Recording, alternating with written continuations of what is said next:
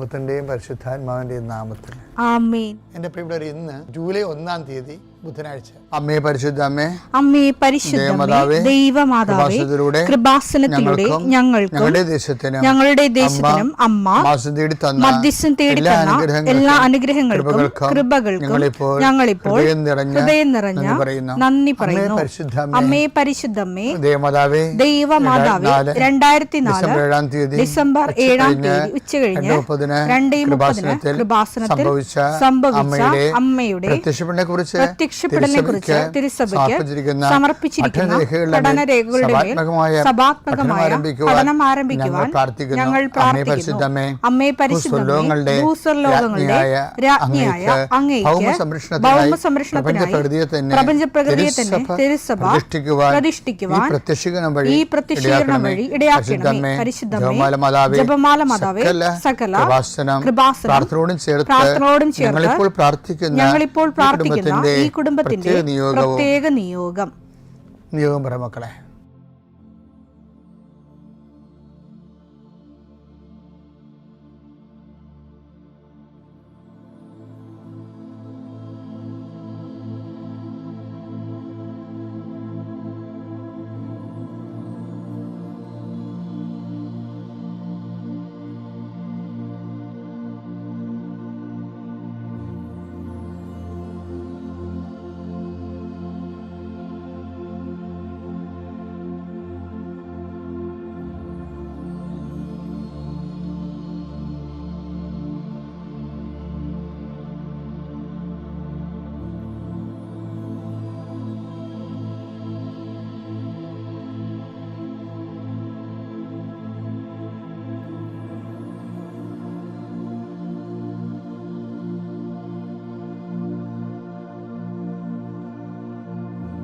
അമ്മയുടെ പ്രത്യക്ഷീകരണത്തിന്റെ ഈ അനുഗ്രഹവേളയിൽ ഞങ്ങൾക്ക് സാധിച്ചു തരുവാൻ കനിയണമേ.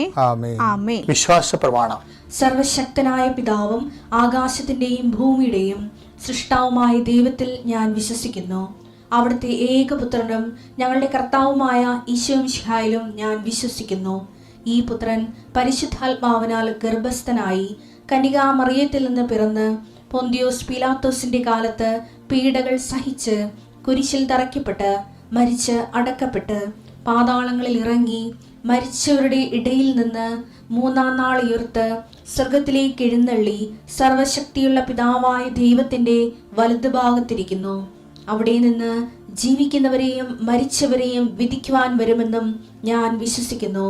പരിശുദ്ധാത്മാവിലും ഞാൻ വിശ്വസിക്കുന്നു. വിശുദ്ധ കത്തോലിക്കാ സഭയിലും പുണ്യവാന്മാരുടെ ഐക്യത്തിലും പാപങ്ങളുടെ മോചനത്തിലും ശരീരത്തിന്റെ ഉയർപ്പിലും നിത്യമായ ജീവിതത്തിലും ഞാൻ വിശ്വസിക്കുന്നു. ആമേൻ. സുഖസ്ഥനായ ഞങ്ങളുടെ പിതാവേ, അങ്ങയുടെ നാമം പൂജിതമാകണമേ. അങ്ങയുടെ രാജ്യം വരണമേ. അങ്ങയുടെ തിരുമനസ് സ്വർഗത്തിലെ പോലെ ഭൂമിയിലും ആകണമേ. അന്നു വേണ്ടുന്ന ആഹാരം ഇന്ന് ഞങ്ങൾക്ക് തരണമേ. ഞങ്ങളോട് തെറ്റ് ചെയ്യുന്നവരോട് ഞങ്ങൾ ക്ഷമിക്കുന്നത് പോലെ ഞങ്ങളുടെ തെറ്റുകൾ ഞങ്ങളോടും ക്ഷമിക്കണമേ. ഞങ്ങളെ പ്രലോഭനത്തിൽ ഉൾപ്പെടുത്തരുതേ, തിന്മയിൽ ഞങ്ങൾ രക്ഷിക്കണമേ. ആമേൻ. നന്മ നിറഞ്ഞ മറിയമേ, സ്വസ്തി. കർത്താവ് അങ്ങയുടെ കൂടെ സ്ത്രീകളിൽ അങ്ങ് അനുഗ്രഹിക്കപ്പെട്ടവളാകുന്നു. അങ്ങയുടെ ഉദരത്തിൻ ഫലമായി ഈശോ അനുഗ്രഹിക്കപ്പെട്ടവനാകുന്നു. പരിശുദ്ധ മറിയമേ, തമ്പുരാന്റെ അമ്മേ, പാപികളായ ഞങ്ങൾക്ക് വേണ്ടി ഇപ്പോഴും ഞങ്ങളുടെ മരണസമയത്തും തമ്പുരാനോട് അപേക്ഷിക്കണമേ. ആമേൻ. കർത്താവേ, നിന്റെ ഉന്നതമായ നാമത്തിന് സ്തോത്രം ചെയ്യുന്നു. കർത്താവേ, നിന്റെ വിശുദ്ധ പൗരോഹിത്യത്തെ മഹത്വപ്പെടുത്തണമേ. കർത്താവെ, സഭയിലുള്ള സാന്നിധ്യം ദൃഢമാക്കണം. 40 വർഷം ഞാൻ അർപ്പിച്ച കൃപാസന ജീവനോടെ പ്രത്യക്ഷപ്പെട്ട മാതാവിൻ്റെ സാന്നിധ്യം ഈ കൃപാസനത്തിൽ വന്നിറങ്ങി പ്രാർത്ഥിച്ചു പോകുന്ന ലക്ഷോപലക്ഷം മനുഷ്യരുടെ പ്രാർത്ഥനയുടെ ശക്തിയാൽ ഞാൻ ഇന്നത്തെ ദിവസത്തെ എൻ്റെ മക്കളുടെ ആവശ്യങ്ങളെ കർത്താവിൻ്റെ ദൃശ്യം സമർപ്പിച്ചുകൊണ്ട് ആശീർവദിക്കുന്നു. കർത്താവെ, അങ്ങയുടെ മക്കളുടെ മേൽ നിൻ്റെ തിരുമുറുപാടുന്ന മരുന്നുകരം വെക്കണമേ. എൻ്റെ കർത്താവിൻ്റെ ഉന്നതമായ നാമത്തിൽ ശിരസിൻ്റെ രോഗങ്ങൾ,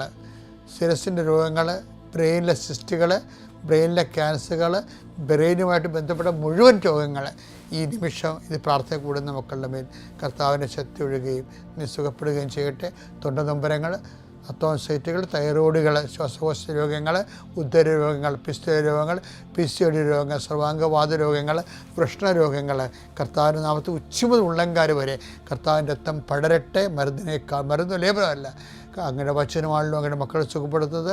വചനത്തിൻ്റെ കരുത്താ ശക്തിയാൽ യേശുക്രിസ്തു ഉന്നതമായ നാമത്തിൽ അങ്ങനെ മക്കൾ സൗഖ്യം പ്രാപിക്കട്ടെ. കർത്താവെ, ഇന്നത്തെ യാത്ര, ഇന്നത്തെ സംസാരം, ഇന്നത്തെ കമ്മ്യൂണിക്കേഷൻസ്, ഇന്നത്തെ ഒപ്പുകൾ, ഇന്നത്തെ എഴുത്തുകൾ, ഇന്നത്തെ ഉപയോഗിക്കുന്ന വാഹനങ്ങൾ, കർത്താവ് ഇന്ന് ചെയ്തു തീർക്കേണ്ട എല്ലാ ഉത്തരവാദിത്തങ്ങളും കണ്ടുമുട്ടുന്ന എല്ലാ വ്യക്തികളുടെ മേലും എൻ്റെ മക്കളുടെ മേൽ കർത്താവിൻ്റെ ശക്തി പ്രവർത്തിക്കുകയും മാതാവിൻ്റെ മധ്യസ്ഥത്തിൽ സഞ്ചാരി മാതാവ് സമയത്തിൻ്റെ അധികാരം നിലമേലങ്കിയാൽ നിങ്ങളെ പൊതുകയും സന്തോഷത്തോടെ നിങ്ങൾ രാത്രി തിരിച്ചു വരാൻ ദൈവം അനുവദിക്കുകയും ചെയ്യട്ടെ.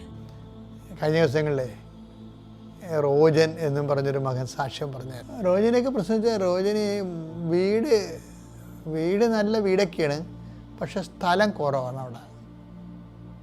അവിടെ എന്നും ഒരു തിക്കുമുട്ടലും ഉണ്ട് വീട്ടിൽ വരുമ്പോൾ അവർക്ക് അപ്പോൾ ഒരു പുതിയ വീട് വെച്ചപ്പോൾ വീടിൻ്റെ സ്ഥലം ഒതുങ്ങി. അപ്പോഴും വീടിൻ്റെ പുറത്ത് ഒരു വഴിയുണ്ട്, ഉപയോഗിക്കാത്ത വഴിയാണ്. അപ്പം അതിൽ നിന്ന് അത് 1 സെൻറ്റ് സ്ഥലം കിട്ടിയാൽ ഇവർക്ക് കുറച്ചുകൂടി സൗകര്യം ഉണ്ടാകും. പക്ഷേ ചോദിച്ചാൽ തരുമോ എന്നറിയത്തില്ല. ചില ആൾക്കാർ നമ്മൾ ആവശ്യം പറഞ്ഞു തന്നാൽ പിന്നെ അവർ ലോകത്തില്ലാത്ത വിലയൊക്കെ പറയത്തില്ലേ, ഞങ്ങളത് കൊടുക്കാൻ ഉദ്ദേശിക്കണില്ലെന്ന് പറയും. 12 കൊല്ലം നമ്മളെ നടത്തും. അവർക്കൊരാവശ്യം ഉണ്ടാകത്തില്ല ചിലപ്പോൾ. ഒരു ഭാരപ്പെട്ട നാട്ടിൽ നടപ്പുള്ള വിലയാണെങ്കിൽ കൊടുത്ത് കാശ് മേടിക്കണമല്ല. പക്ഷേ ഇവരങ്ങനെ അവർക്ക് കാശ് ആവശ്യമില്ലാത്തത് കൊണ്ട് നമുക്കത് തരാതിരിക്കണം, എന്തെങ്കിലുമൊക്കെ ഏടാകൂടങ്ങൾ ഉണ്ടാവില്ല. അപ്പോൾ ഈ ഏടാകൂടങ്ങൾ കുറേ ഉള്ളത് കാരണം ഏറ്റവും വലിയ ഏടാകൂടം അതൊന്നുമല്ല. ആ സ്ഥലത്തിൻ്റെ ഉടമസ്ഥൻ്റെ വീട്ടിലൊരാൾ മരിച്ച്, ആ കുടുംബം മരിച്ചു. അപ്പം അത് 3 മാസം ആയുള്ളൂ. 3 മാസമായി. അപ്പോൾ ഇവർക്ക് റോജനെയൊക്കെ ചോദിക്കാനൊരു റിലക്റ്റൻസി, ഇങ്ങനെയുള്ള കണ്ടീഷൻ ചോദിക്കണോ. ഇപ്പോൾ നമ്മൾ ചോദിച്ചില്ല, അവർ വേറെ ആർക്കെങ്കിലും സ്ഥലം വിറ്റുപോയാൽ നമ്മൾ എന്ത് ചെയ്യും? ഇപ്പോൾ ചോദിക്കണ്ടേ.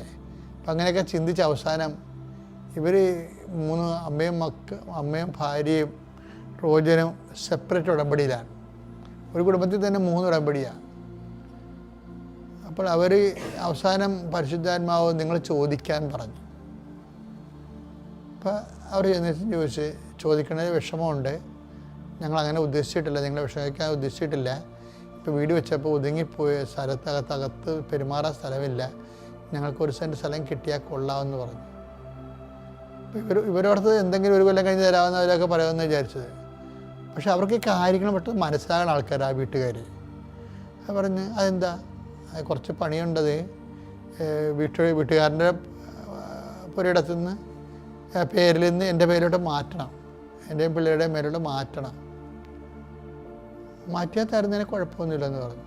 അപ്പോൾ അവർ വില നിശ്ചയിച്ച്. പക്ഷെ അത് 1 മാസത്തിനുള്ളിൽ ആ സംഭവമില്ലെന്ന് പറഞ്ഞു.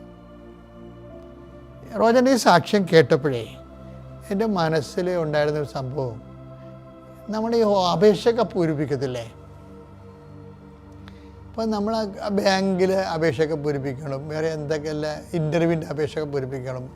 താഴെ ഒരു സെക്ഷൻ ഉണ്ടായി, ഫോർ ഓഫീസ് യൂസ് ഒള്ളി അല്ലേ, ഫോർ ഓഫീസ് യൂസ് ഒള്ളി എന്ന് വെച്ച് കഴിഞ്ഞാൽ അത് ഓഫീസിൻ്റെ കൺകറസ്, അത് ആ അപേക്ഷ വെരിഫൈ ചെയ്ത്